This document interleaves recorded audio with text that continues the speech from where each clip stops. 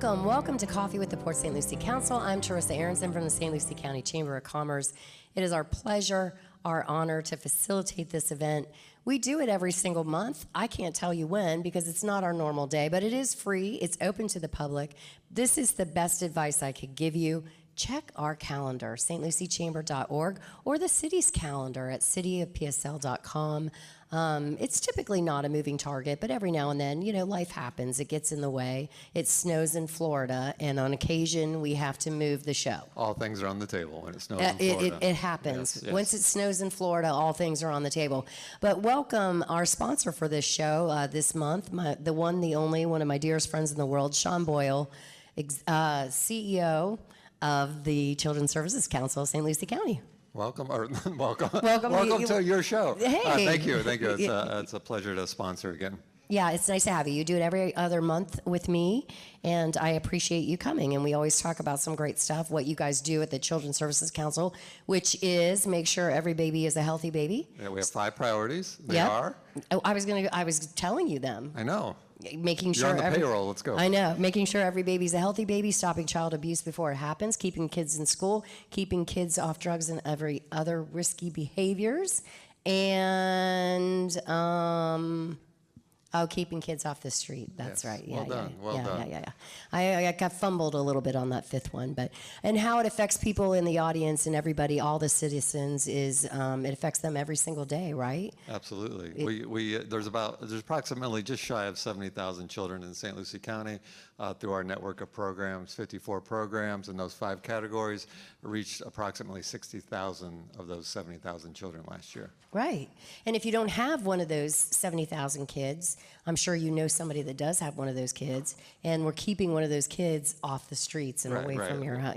There's an economic impact to making sure families are stable. There's also a safety impact, and obviously, like I said, the economic impact, obviously working families, knowing that their child is in a safe location when they're at work. If their child is sick, we help fund the school nurses.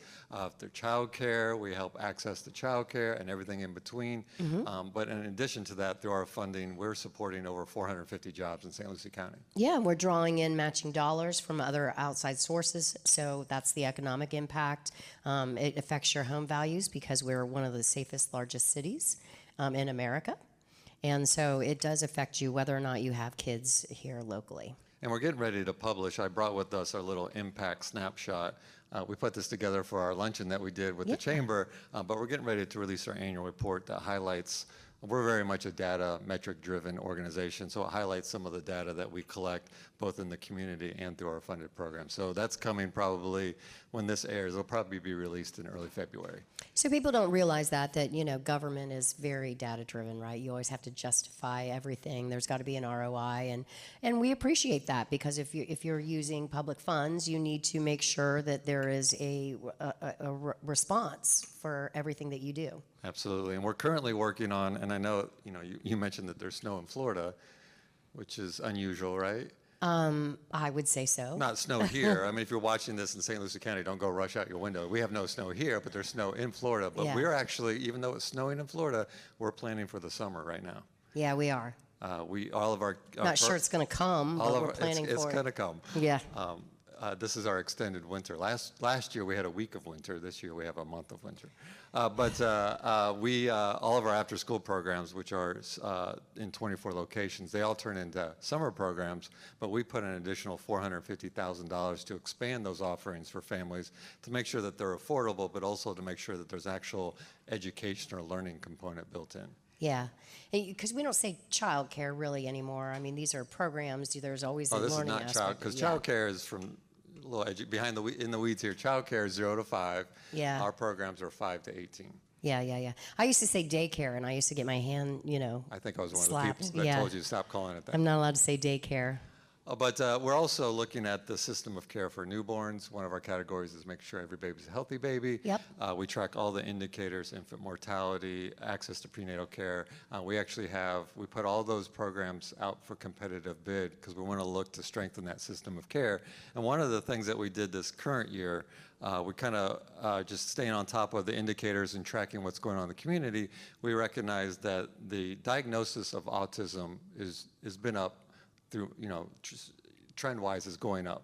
My son is on the autism spectrum. You know, 2 of my employees have kids. If you talk to somebody, there's probably somebody, you probably know somebody that has children that are on the autism spectrum. And, you know, it used to be, you know, they might have Asperger's, and then, you know, but it's now all just, you're on a spectrum of autism. I'm convinced that everybody's on the autism spectrum at some degree, right? Yes. And so what we found, and I had this experience when my son was diagnosed, there's lots of resources through the state and through like the school board, and there's private schools. There's a lot of help, but there's a hard time navigating what to do and where to go. You know, what do you got to do to get into special placement in the school? You have to have an assessment done. A lot of families, when they hear that diagnosis, I mean, you know, and I'm going from my personal experience, it kind of feels like you're, you know, it's like a shock, right?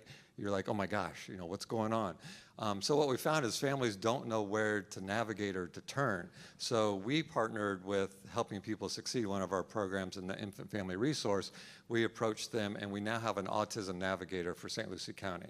So when families get that diagnosis, no matter what age their child is, they can contact this navigator, and they can help them navigate all the existing resources that, quite frankly, unless you work in the system, you're probably not going to know all of them. No. So that's just an example of the Children's Services Council, how we're attuned to the community and have the flexibility to pivot to address emerging needs. Okay. And so how can they get a hold of this autism navigator? I knew you were going to ask me that. I do not have the number memorized. If you go to our website, we have all of our programs listed, all 54 programs by category. This is in the Ensuring Every Baby's Healthy Baby. It's Helping People Succeed's infant support program. Okay. Very good. Very good. And are they the ones that house the nurse visit? No, that's a different program. So the continuum of care in St. Lucie County for newborns is a mother gives birth in St. Lucie Hospital, and didn't even have to be in a St. Lucie hospital. It's a St. Lucie resident. They return home usually in 48 hours to a week, just depends on what kind of birth experience they had. And then it's a voluntary program, but I believe, and I have the metric here, 85% of all births took advantage of it. A registered nurse will come to their home within 1 week of them delivering. In that visit, they'll check on the health of the mother, the health of the baby. We've had many stories where mothers had blood pressure issues, weren't realized, had to go to the emergency room, babies that were failure to thrive, the new parents didn't know. But more importantly, it's just to make sure that the parents and the caregivers are comfortable with their baby. Yeah, yeah. Some nurse home visits require a second visit, and then after that, Helping People Succeed's program, the one I just talked about, they'll come out around month 2 or 3, again, these are all voluntary, and talk about how the parents can assess their child's developmental stages. So there's a thing called the ASQ. Don't ask me what that acronym stands for, but they send them that assessment so they can track the developmental stages of their child, because if you track and identify a developmental delay early, you can mitigate that so that it doesn't have as big an impact as they get older. And that my son had that as well. I've told that story many a time. 18 months old, we did the Ages and Stages questionnaire. That's what ASQ stands for. There you go. You answered your own question. There was a hit that he wasn't developing properly. We went to the pediatrician. They're like, let's wait. That's, you know, no offense to doctors, but they're always like, let's wait and see. That's always their first response. We waited a month or two. He's like, all right, there's issues to be concerned. That's when we found out he was on the autism spectrum. But we found out that he needed occupational speech and physical therapy. And there's services out there that we help fund that will provide those therapies until they get to age 3. But because he got those therapies, he was able to catch up a lot with his peers. And I always tell this story. At that time, I was younger, significantly younger. He's 24 years of age now. Those 3 therapies cost $75 a piece, speech, occupational, physical therapy, and he had to have those twice a week. So 3 times 75 is 225, twice a week, that's $450. We couldn't afford that, $450 a week for 18 months. And so, but because of the Children's Services Council funding the Early Steps program, drawing the state money down, that's offered to families at no cost. Very good. That's just partial system of care. Yeah, and that's the whole point of Children's Services Council. And how it affects everybody, again, though, is that this is all part of our economic engine, right, is making sure that we have a thriving, productive youth, because the youth base is what keeps our engine going. And you know this because you've talked about how many nonprofits there are in St. Lucie County. So many. There's a lot. And, anybody can start a nonprofit. There's some nonprofits that are kind of just dormant. But the nonprofit community besides the Children's Service Council, the nonprofit community that we support is a huge economic driver for our communities. I think we estimated like $8 million in matching funds alone drawn into our community from just nonprofit matching funds from just the Children's Services Council. Right, and that doesn't count, like the Boys and Girls Club, No. who's great at, above and beyond just what we fund Yeah. them, bringing in additional resources. Yeah, so it is a huge chunk of our economic makeup, and people don't realize that. So, very good. Good stuff. And before I go, this is my mantra in 2025. Not that Okay. it's January. I'm not necessarily a New Year's resolution. I think I mentioned this last February. time. It is? Oh, yeah, it's February. My bad. Yeah. In February, which, by the way, is my birthday and anniversary month. Oh, I'll very be married nice. 30 years. Can you believe that? Oh, yeah, I can. I know. That's a little hurtful. No. But okay. I'm going to tell my wife you said that. I'll tell her. But, call her. in all the research that we do, because again, data-driven, research-driven, the commonality of every single effort to impact and improve a child's life is a positive adult in their life, right? I don't care if you're talking about the nurse, you're talking about an after-school program. The reason why that child is going to thrive is if there's an adult that cares about them. It only takes one. And it only takes one. It doesn't even have to be their parent or their caregiver. It could be a teacher. It could be an after-school worker. It could be a neighbor. And what that says to me is that, and I'm looking in this room of 50, 100 plus people, we all have the ability to positively impact a child. And that's kind of exciting if you think about it. So, if you have children, get engaged in their life. I always tell this story as a father, and I have a good buddy. He's got 3 younger kids, and I'm like, I won't say his name. Every single football player on every single team. He could tell you every wide receiver on every single football team, 4 to 5 receivers deep.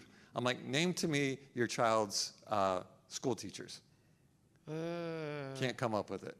We got to maintain it and reshift our priorities, especially as men, to get even more engaged in our child's life. And if your child has, his mind has, gone on and living their own life, find another way, plug in another way to give back to a child, because that's how we change the trajectory of children in our community. Yeah. I do get that. I can name all the Kardashians. Okay. My kids are grown though, so I'm good. My kids are grown. They're productive and grown. But yeah, it is true. Just one child, that's all you have to make a difference in their lives. Yeah. Very good. All right, so Children's Services Council, give us your website one more time. Sure, we love our acronyms in the nonprofit world. Yep. So it's the acronym for Children's Services Council St. Lucie County. So it's www.cscslc.org. All right, and thanks for sponsoring. Thanks for course, being here. thank you. All right, we're going to be right back with Councilwoman Stephanie Morgan.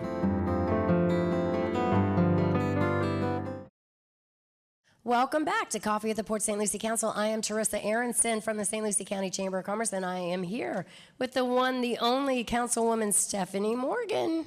Welcome. Good morning. How are you? I'm doing, Cold? no, not in Really? here. Yeah. Outside, yes. Yes. We're over it. We've all decided. What'd you bring for us today? I know we've got a couple surprises. I'm excited about that. We do have a couple of surprises. So you were talking snow Yeah. earlier. So who's been here since 1977? Besides Stephanie. No, John and John- Jackie Pancras. So it snowed here, right here, in I've been here- 1977. I've been here through some freezes, where we had to cover the plants, but not snow, I don't think. Yeah, it was, I was in high school and did not want to get up in the morning, and my mom said, "It's snowing." I go, "Yeah, good one," to try to get me to get out of bed and go to school. And she goes, "No, really, it is." And it was. So I have noticed in South Florida where it is flat, right? Like we don't have hills. We have the dump, which is a man-made hill of trash, but we don't have any other hills. And if it rains even just the slightest bit, people just panic and stop on the highway. And I'm from up north where we have hills and snow and ice, and we just keep moving. If it snowed here, I can't imagine the chaos on the roadways. Well, it wasn't that much, and it didn't but last. still, right? It was very minute, and it didn't last. But yes. Yeah, Yes. I mean, panic must have, taken over like wildfire. It did. So a few other things I'm just going to briefly go through. First of all, in the audience, we do have a birthday. Oh, whose birthday is it? Monica, happy birthday, Monica. I just wanted to wish her. Oh, but this is January, but we're really in February. So hope you had a wonderful birthday back in January. Yes. I always get so confused when they do this. I know, because we only do monthly shows. I don't have the stamina for a weekly show, right? So we do monthly shows. So we do it in January. It's not a big secret because we screw it up monthly like clockwork. Yeah. We do it in January, but we air it in February. So there's your behind the scenes that's not very behind the scenes. So happy Valentine's Day to There everyone. you go. Yeah. So I just wanted to go over a few things. And of course, I was marking it because they're happening in January. And by the time you see this in February, unless you were here in the audience. Which is what we prefer. Yes. So just a few updates. Road-wise, Floresta Elementary, Floresta Boulevard Drive is getting ready to break ground for the third and final phase. So that's exciting. And this was all made possible by the half-cent sales tax. So that is a big What's the success. third phase? Is that the northern portion? What's the Yes, it's the northern portion from I'm gonna say from Prima Vista South to where Okay. phase 2 ended. All right, gotcha. I'm trying to read, but I can't read. But anyway, I have my contacts in, but if you hold it over there, I can Walters Terrace. read. Okay, gotcha. So that is coming soon, Mm-hmm. and we have an opening of Skate City Oh, at yeah, Whispering Whispering Pines. So Pines. by the time you see this, you may be skating, which earlier it made me want to break out in the song of "I've got a brand new pair of roller skates." Oh, yeah. Okay, Oh, we so were in a I'm meeting old. I'm earlier. old. Sorry. Yeah. I digress. I used to roller skate, but I found that my reflexes are not what they used to be. And I went roller skating with my granddaughter, and I fell before I even knew I was falling. And I used to, you remember when you used to fall when you were younger and you're like, you had all kinds of time to brace? Yeah. I was on the ground before I knew it was happening. You were like, how did that happen? Yeah, I was like, wait a minute, I was standing up a minute ago. Yeah. Well, my roller skating days are over, considering I'm having. Knee surgery. Yeah. Yeah. Yes, one of two. So that will be exciting. Whew, maybe. Not for my husband. So on February 1st, for the people in the audience, and of That course, are watching this on the yeah. very first, that are sitting at home waiting for this Yeah. to drop so they can So watch it on the very Citizen first day. Summit, Yeah. The Citizen Summit's going to be right here in this room. So I'm hoping those out there in TV land attended. And I hope everyone that's here will attend. This is a great opportunity to learn more about the city and to give your input as a resident. So that is one. Then I have, so you mentioned safest city earlier, and it bears repeating. We are the safest city in Florida of a population of 100,000 or more. And we're the second safest city in the nation. That is amazing. And it's all due to some of our finest that are here in the audience today. See, you missed out by not being here. So thank you. And I'm, I have a few more things, but I'm gonna move right in. So you will have noticed, and I'm sure if you do Bookface, you have noticed that Facebook, whatever. Our traffic enforcement division has ramped up. So if you're thinking about speeding or racing or running that red light, think twice, because they're gonna get you, and you never know where they're gonna be. They are going all over the city, and they have done amazing. And I will have to say, from December 16th to January 8th, over 1,000 traffic violations were given out. That is amazing. And this is due to our wonderful police department, and I thank them every day for what they do and being out there and just keep safe. But I did want to take this opportunity to introduce, if I may. Of course. It is my honor to introduce our new police chief that actually took over in November, but Chief Leo Nemsic, and he is our new chief of police. Come on up, Leo. Come on up, Chief. We're going to So- put you in the hot seat for a minute. Yeah, I'm going to let them chat a little bit, and then after, of course, we do questions after we're Okay. all finished with this, and I'm sure there's a lot. Now- But this is an extreme honor, and I appreciate you. Aw. Thank you for coming, and here you go. All right. He's scared. Oh, Did you warn him? No, he's not. We'll stay for questions later, and now it's Okay. Leo and Teresa's show now. All right. So this is our new police chief, but he's not new to the force or the area. So, actually, Jean Ann's here. Jean Ann, do you know his mom? Of course. So he is from a family that's been around. Tell us a little bit about yourself. Like, how long have you been here? How long have you been on the force, chief? Well, I moved to Port St. Lucie in September of 2002. Okay. Prior to that, I was a New York City police officer. We can't tell by the accent at all. You should have heard me 22 years ago. Oh, this is the southern version of This that is the- accent. Okay. This is the assimilated version. Okay. Yeah, for sure. I started with the New York City Police Department in 1995.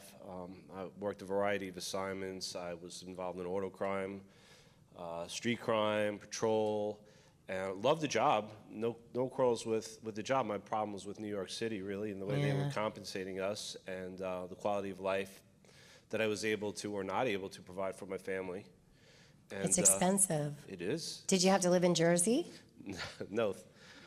I love Jersey, but no. I lived on Long Island, so our firstborn came along, and my wife took maternity leave, and then she said, I'm going to be a stay-at-home mom, not come back. Oosh. So, our two incomes went down to one Yeah. income. 9/11 rolled around, and I was working 7 days a week, at least 12 hours a day, and if not more, most days. I was actually able to compensate for her not working through overtime, but, that dried up, so... I saw that drying up, and my family, like we mentioned, had a place in PGA for vacation, and my parents were avid golfers. Yeah. And so my wife and I became familiar with this area, and we loved it. My whole life, truth be told, I wanted to live in Florida. Who doesn't if you're from up north, right? That's always the dream if you're above the Mason-Dixon. Oh, I do not like cold. I never did. I used to be miserable working in those conditions. Right? Every time I go home, I always say, it's optional, right? You can move. But you know what? That had to dawn on me. I didn't make that. I didn't make that epiphany until I was about 33. Yeah, me You too, know? 30. I came here. I was on vacation. We were walking around, and at the time we were probably 90,000 residents in the city of Port St. Lucie. Oh, 2002, probably. Yeah, and we got back on JetBlue. We're flying to Kennedy Airport, and the sky is gray and gloomy, and I know it's going to be 20 below, wind chill when I get off the plane. And I'm, getting kind of depressed again. And the next night, I'm working in a housing project, and I have a bunch of bad guys up on the wall, and bottles are flying off of the roof. And, I'm like, the working conditions aren't the best. Right? It's pricey, it's cold, and I'm getting bottles thrown at And me. I said, And my parents live in PGA. Not exactly Sophie's choice, and right? I'm like, I want to be back in Florida, And I said, wait a minute. And that was the moment, I said, wait a minute. I could do it. And then once that thought entered my head, it was only a matter of months before we were here. Oh, good. And we bought our first home out in Torino. And so within 2 months, I went back to New York. I put in for my pension. I came up here, took the Equivalency Academy, had a conditional offer, put a down payment on the house, flew back to New York, put my house on the market, and like a month later we were here. So that was 2003 or Two. two? It was 2002. 2002? Yeah, so we actually physically moved here October of 2002, Oh, wow. Right after 9/11. just a year after. Oh, wow. Very good. So you've been on the force since 2002. So I've been here since 2002, working for Port St. Lucie. Very nice. And what have you served? Like, were you patrol? Like, what have you done pretty much? I feel like when you're a cop, you've done all the things, right? I feel like I did all the things before I got here, except for management. I was on the sergeant's promotional list in New York when I left. It's a competitive civil service appointment that I worked very, very hard to earn. And that was the hardest part, I think, for me. It wasn't leaving New York. It was leaving the promotion that I had my heart set on. But I knew that this city was a great investment for me and my family, and I knew that it would pay me back. And it certainly has. Yeah, well, I mean, I think you rose through the ranks, right? Right, so- You're the top dog. A lot of officers that become cops, they don't know where they're going to go in their career. I knew where I was at that point. I had pretty much done everything an officer's going to do. I worked on patrol the first 2 years. Then I became a detective. I did that for 2 years before I became a sergeant. As a sergeant, I went back to patrol, as we all do. Yeah. Did that for a couple of years, then went back to be a detective sergeant. Did that for, I think, 6 years or so, and then I became a lieutenant. As a lieutenant, I oversaw one of the districts in the city. Okay. And then I made it back to CID for a while in that capacity, and then, I bounced around. So I've run almost every part of the police department at one time or another. Good. And now I run the whole police department. Yeah, you do. So And how are you liking it? it's quite an adjustment. Is Quite it? an adjustment. Yeah. So, while our previous chief told us running for sheriff, Yeah. I was doing a lot of the operational, as the assistant chief, I was running the police department. It's no secret. I mean, I think there was a foregone conclusion there, so you were probably doing a lot of the work. I was doing a lot, but what I didn't realize is, the political aspect of being police chief, Yeah. and the public eye aspect of it, and the media aspect of it. The demand on my time really, really exponentially It takes a lot to get increased. used to. 100%. 100%. Yeah. So, And your family, how many kids do you have?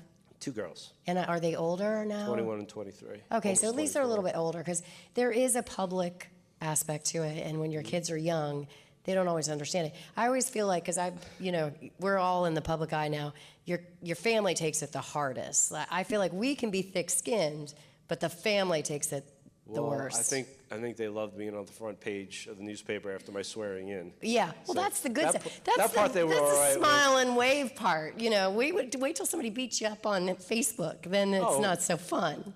They've been through it. Yeah, They've yeah. been through They get it. used to it, but they're older now, so they get it. Yeah, they have their own lives, and if you think they're paying attention to mine, they're Yeah, not. you're so not cool. They're any- consumed with Yeah. what's going on in their world, and they're not looking at the PD Facebook page. I promise. No, that's good. Well, I hear the PD. Speaking of that, I hear the PD Facebook page is blowing up because there's some shaming of traffic violations I wouldn't going use on? that word. Oh no. No, we're enhancing awareness. Oh, semantics. I see. How politically correct of you. You get this political game already, don't you? He's very good at it. So tell me a little bit about that. So if I get caught speeding, I may end up on your Facebook page? Yeah. Yeah. I mean, to digress just a bit, talking about my new position, what it did do for me is it got me in front of a whole lot more of the residents. Prior to that, the feedback I was getting from residents were essentially one PSL input Yeah. and maybe some phone calls on occasion, right? And the vast majority of one PSL input, as far as traffic, we knew that traffic was the problem. Yeah. But all the complaints were coming in and on side streets, and there is a problem on the side streets, no doubt about it. But when I started getting out and interacting with public, everyone came up to me, you got to do something about these red light runners on the main roads. You got to do something about, the speeding and racing going on over here and over there. And I'm like, okay, well, buck stops here. Yeah. It's my job. You know what I mean? And you guys aren't going to put up with me for long if I don't take your input and do something about it, right? So things had to change. So I just took a look at the way we were deploying our resources, reallocated a few. I added a public information officer so that we could, enhance our efforts and bring that to everybody's attention. Because look, the reality is you're not going to see a traffic cop at every corner and every intersection. It's not possible. But we have 67,000 followers on the Facebook page who are residents in this city. So if I put our efforts out there, that's that many more residents I'm reaching with our effort. Okay. So keep that in mind. But you are right. Every morning, because I live south of Becker, I live out in the mayor's area, and Becker is notorious for it. I do not go when that light turns green because there's going to be at least one person flying through that red light, right? And so, I always joke that I have a little bit of a lead foot, and it's not that bad. But I don't run red lights because that's. Stop it, Stephanie. I don't. No, it's not. But What are you driving? a Kia. I don't know that I would have shared that with the room, but great car. Great car. Sure it is. But anyway, yeah, the red light thing, that's dangerous. That is very dangerous. You get ample warning. Yellow means slow down. So when I became an officer in New York City, quality of life was our big issue. There was all kinds of crimes going on the streets. And, You know, I went through the academy and I was taught the principles of the broken windows theory, okay? And that is that if you let the minor things, violations go unchecked, Yes. you will become the social norms push and change, and then other violations become Slippery acceptable. slope. 100%. And I also know, you know, I learned up there that, you know, the guys that going on subways that do robberies, they weren't paying their, you know, Yeah, at the the turnstile. turnstile They would jump 'em. jumpers. Yeah. So we started just say, all right, instead of riding around and randomly trying to find a robbery in progress, which is almost impossible, let's spy on the turnstile, catch them jumping. And we were finding people with warrants for all types Yes. of horrible crimes, Slippery weapons, slope. and the robberies went down, right? Yeah. Well, it's not unlike with traffic. If you let it go unchecked and out of control, people say, okay, it's okay to behave this way here. And before you know it, you're going to have graffiti on the sides of buildings and on bridges, on your public facilities. You're going to have trash everywhere and garbage. And then the next thing you know, you have open-air drug sales. So you just have a disorderly conduct, which is what this is. You need to nip it in the bud and aggressively approach it. Yeah, So, it's law breaking, and I think you're right. I believe in the same theory. You know, it is a slippery slope. For office workers, this is my theory too. If somebody's willing to steal a stamp, that's my gateway drug. If you steal a stamp from work, that's a slippery slope. That's your gateway drug. That's my line there. Pens, because pens are promotional items. They want you to use them. do people but- still use stamps? Yeah, we do, because I'm too cheap for a postage machine, right? So we just buy stamps. But if you're willing to steal a stamp, that's your slope. That's the slippery slope. I would arrest you, yeah. Yeah, So. it's theft. No problem. It's you know, it's petty theft, but it's still theft. It's still theft. Yeah. If So you're I get willing it. to do that, what are you willing Yeah, to what do? are you willing to do? And it's just a slippery slope from there. Right, and that's how I view the traffic. Yeah, I get it. Speaking of traffic too, the mayor has mentioned before on the show that we were going to get red light cameras. Where are we on that? Wow, she's got in front of it. I just started having those conversations with council members. Okay. You know, a lot of steps have to go in place to make something like that happen. Okay. So, you know, you need to statutorily address that. You need to have the process in place to review every violation. That takes staff. You need to have an appeals process. Yeah. You know, a lot of things have to go in place, and we're not there yet. We're in the research phase. Because that thing's been challenged throughout the nation in so many ways from Sunday, Well, right? fundamental right is you have the right to face your accuser, right? Right, and you can't face a camera. How are you going to face a camera yeah. in court? So, I mean, at the end of the day, the way it's done is it's an administrative fine. And Yeah. there's no points on the license, and, you know, the registered owner of the vehicle's on the hook. So you're responsible for whoever's driving your car. Yeah. Again, you know, we're not there yet. Okay. It's just the big Good to know. early research. We wanted to do citizen surveys, see how our community felt about that before we, you know, went down that road. Because we have cameras, but those are just engineering cameras, and people get that confused. Listen, this is gross, you know, trying to hire enough employees and police as well to service this city when we're getting 14,000 new residents a year is a task. So we have to utilize and leverage technology to, you know, increase our manpower capabilities. And Yeah. that's what we're actively doing. We put artificial intelligence report writing into our police officers this year. Didn't we get a reward for doing that? A grant? A grant and an award for using artificial intelligence. You know, I don't celebrate the awards and very much. You know, we do something, I take it for granted and Yeah. move on to the next challenge. But, you know, if I could take 3 hours of report writing from an officer every day and increase their patrol time by 3 hours, I'm enhancing manpower. Yeah, and But we're all grateful. So red lights aren't unlike that. If I can't enforce my way out of this situation we're in, I've got to find other ways to address it. Yeah. You know what I mean? And if you know there's a red light camera there, you know the camera's going to be there 24/7. The officer might be there, he might not. Right. You know, so you might be willing to take your chances. I submit that after a while, you're going to get tired of paying that red light ticket and you're going to stop going through that red light. But For sure. I think it would be a deterrent. Even if they do challenge it, it might be worth it, right? Is it going to save lives? Possibly. possibly. I do think that we're going to get it under control with the officers, though. Yeah, it definitely will make a difference. I think so. And a new district, did I hear as well? That's something that is kind of, you hear a lot, Teresa. I'm sorry. I do. Casey will tell you, I'm a busybody, right? I go to a lot of meetings. Right. So obviously, you know, the growth and expansion that's going on in the city necessitates us to reevaluate how we're deploying officers. Yeah. So we are adding zones. My goal is for April to launch District 6. I still have to present this to City Council. So. Oh, sorry. Whoops. But yeah, I mean, it is a project that they had assigned. Oh, okay. I don't think anybody expected us to accomplish it so quickly. But we started hiring differently, right? Yeah. A brand new class of just PSL police officers. So, right, and that comes from, the big city. I said, how do big city departments hire? Well, they don't, try and steal an officer from this department, one from that department. They hire their classes, they train their own, and they have their own culture. So that's what we've adopted here. We've just graduated a class of 25 in December. They're in field training. Now, when you get 25 new officers, you say, okay, well, what do you do with them, right? Yeah. Well, you got to think smart because we're undersized as it is. So the areas of responsibility that the officers are patrolling, we're shrinking down a little bit and adding more zones. The south side of Becker, right? You take a ride down there and look at all that's going on down there.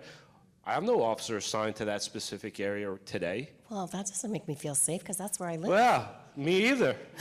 So, I mean, he'll have to travel from, or she'll have to travel, a little bit to get there. Well, what's happening is affecting response time. We have a hospital opening up south of Becker Road. We do.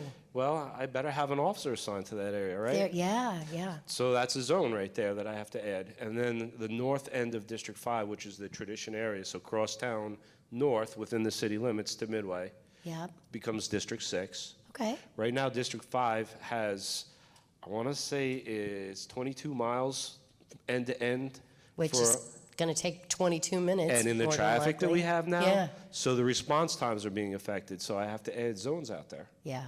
So with this class of 25, we have the manpower to add 4 new patrol zones, Okay. and that's what we're doing. I love it. Well, I mean, I have to say, on behalf of the citizens, I think we've noticed a difference. And to be named a safest city time after time after time, it's amazing. It's amazing. Well, the department does a lot of things very, very well. One of the things we're very good at is our evidence-based policing and crime reduction. Yeah. And that's going to continue. Not only is it going to continue, but I have plans to enhance it and bring it up to the next level. So. Good. And what about our training center? When do we think we're going to bring that guy online? It all depends on how fast the construction goes and how the weather cooperates with us. I'm learning a lot about construction I never knew. Yeah, right. Probably didn't really want to know, but now I have to know. But I would say fall is my goal this year. Okay. Fall, maybe this time at the late end. That should be open, up and running. The concept there is right now we're having to ship officers all over the country, literally. And for something as simple as firearms qual that we have to do annually, they have to go to the academy in Fort Pierce, 30 minutes each way. That's an hour. For 300 officers, do the math. That's a lot of wasted time. Mm-hmm. But if you just have to send them right next door. Pop over. Yeah. Right? So the goal is to go from 40 hours training per officer per year to 100 hours of training per officer per year. Because I expect them to be the best cops in the country. And I expect that when they get to your houses or wherever you're calling them to, that they treat you right and they're professionals. I can't ask them to do that if I'm not providing them with the expectations and training and the tools to do it. Yeah, they got to have the resources to do it, the opportunity to 100%. hone their skills, yeah. Because let's be realistic, I mean, the growth isn't going to stop. I mean, maybe eventually, unless we take over Okeechobee, but that's still on the table. But, I mean, hopefully. But right now, we still have open land that is sold for housing, for residential, so it's not going to stop anytime soon. Well, I'm planning to be at 500,000 and 500 officers in 5 years. Oh, good. Okay, I'm feeling better. So you got to be ready for it. Yeah. And the council has mandated that we get to 1.6 officers per 1,000 residents. We're 1.3 at full staff right now. National average is 2.3. I was just going to ask you, what's the national average? Yeah. Because there is a national average for policing, and I know that we typically are under that, but still one of the safest cities, which is crazy. But trying to grow the department against a growing city, we're shooting at a moving target. Yeah. No pun intended, right? So that's the need for our own academy classes. So we have 30 more cadets going in the academy on March 24th. And then in October, we have another class we're working on building to go in. So we're going to continue hiring that way. Fantastic. Well, congratulations, Chief. Say you. hello to your mother, Carolyn. I get that a lot. I know. She's in commercial real estate, so her name's all over the city on. And I've known her for probably the better part of 15, 16 years, I think. Yeah. Yeah. She's the only other Nimzik that's better known probably than me. I in the mean, city. Nimzik is not a common No. name in these parts, right? So, yeah. All right, well, thank you for doing this, too. I appreciate that very much. pleasure. Thanks All for having me. We're going to take a break, and for those of you watching at home, if you'd have come down, you would have been here for our question and answer portion, but since you're not, you don't get to partake. But thank you for watching anyway. Thank you to Councilwoman Stephanie Morgan, and of course, Sean Boyle from the Children's Services Council, and our brand new chief, Leo Nimzik. And till next time, everybody. See you soon.